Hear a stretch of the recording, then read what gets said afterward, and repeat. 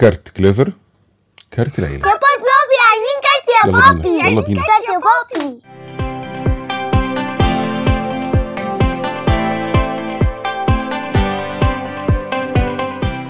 السلام عليكم ورحمة الله وبركاته. أنا محمد صفا. عاملين إيه؟ يا رب يكون كلكم بخير. لو عايز كارت مجاني تماما بدون أي رسوم ويشتغل معاك أونلاين وفي المحلات يبقى لازم تكمل الفيديو ده. رابع كارت معانا النهاردة في سلسلة الكروت المدفوعة مقدما هو كارت كليفر. إيه هو بقى كارت كليفر ده وإيه موضوع كارت العيلة؟ اعمل لايك وسبسكرايب وتعالى نشوف، عشان كمان في فقرة للعروض والهدايا.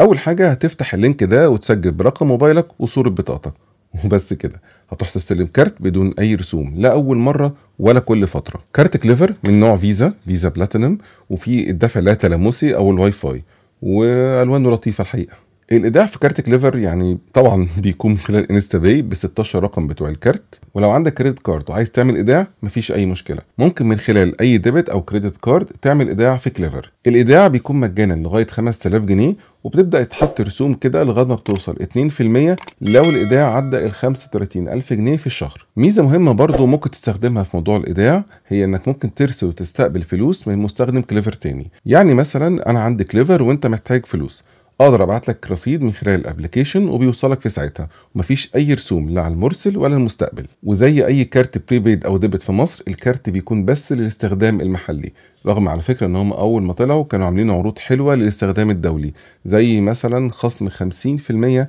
على رسوم تدبير العمله، بس طبعا خلاص. الكارت شغال معاك اونلاين وفي المحلات بحدود يوميه وشهريه لطيفه. الحد اليومي بيكون 60000 جنيه، ولو تسحب من الاي تي ام بيكون 30000 جنيه. الحد الشهري بيكون 200000 جنيه سواء عمليات شراء او سحب من الاي تي ام، والحد الاقصى للرصيد في الحساب بيكون 500000 جنيه. رسوم الاي تي ام بتكون 5 جنيه على السحبه الواحده، و4 جنيه لو هتستعلم عن الرصيد، واللي ممكن تعمله مجانا من خلال طبعا الابلكيشن. نقف بقى هنا ونعرف ايه موضوع كارت العيله ده. في نظام في كليفر اسمه جو بلس. النظام ده اول حاجه بيرفع لك الحد اليومي بيوصل ل 120000 جنيه، وبيرفع لك برضه الحد الاقصى للرصيد في الحساب ل 2 مليون جنيه. والاهم بقى من كل ده انه بيديك لغايه 5 كروت تقدر تستلمهم لغايه باب بيتك زي ما بيقولوا كليفر، والكروت دي تقدر تتحكم فيها وتتابع استخدامها من خلال الابلكيشن. فمثلا ممكن تخلي كارت معاك والكروت التانية تديها للمدام وللاولاد، او لو مثلا حد شغال معاك ومحتاج تحول فلوس بشكل ثابت. الاشتراك في نظام جو بلس بيكون ب 45 جنيه في الشهر، واول شهر بيكون مجانا لو حابب يعني تجرب.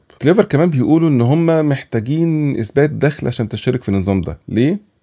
انا بصراحه مش عارف. الكارت عموما عن النظام العادي اللي هو جو او نظام جو بلس بيديك شويه مميزات لطيفه، تعالوا نشوفها مع بعض. اولا التشالنجز. الكارت من فتره للتانيه بيعمل لك زي تشالنج كده او تحدي، اللي هو اعمل مثلا ايداع من انستا باي وهتاخد 50 جنيه، او اصرف مثلا 300 جنيه وهتاخد 1000 نقطه او 10000 نقطه على حسب التحدي. وفي رمضان كانوا تقريبا بيعملوا تحدي كل يوم. وكمان عندهم نظام النقط او اللي مسمينه كي بوينتس. ببساطه انك انت بتاخد نقطه مقابل كل جنيه بتصرفه لو انت على نظام جو، ولو انت على نظام جو بلس بتاخد نقطتين على كل جنيه بتصرفه. كل 10000 نقطه بيدوك 50 جنيه، والنقط ليها صلاحيه اللي هي 12 شهر. كمان في خصومات وعروض عن طريق كارت كليفر، زي مثلا 10% عند تشيكن رابس او عند ميامي سنتر اللي هو بتاع الموبايلات ده. وفي كمان خصومات في معمل المختبر وصيدليات العزبي، وعندهم كمان خصم 20% عند تاون تيم، وفي اماكن تانية كتير كلها موجوده جوه الابلكيشن. ممكن كمان تستخدم كارت كليفر في التقسيط عن طريق سيمبل، بس ده ليه حلقه لوحده. التواصل معاهم بيكون من خلال رقم 15705، الحمد لله عندهم رقم للتواصل، او ممكن تعمل تشات من خلال الابلكيشن.